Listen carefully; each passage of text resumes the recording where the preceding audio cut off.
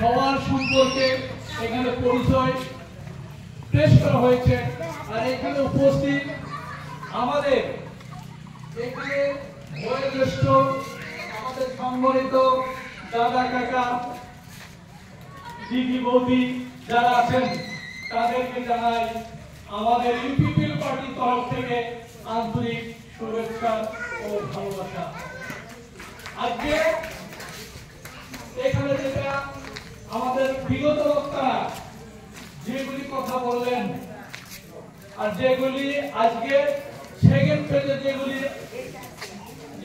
উপদেশ বা আইডিওলজি যেগুলো গাইডলাইন আপনাদের সম্পর্কে পেশ করলেন, আমি ভাববো প্রতিটি সদস্য প্রতিজন সদস্যা দায়িত্ব সহকারে নিষ্ঠা সহকারে কর্তব্য পরায়ণ সহকারে কাজ করবেন বলে আমি আশা করি।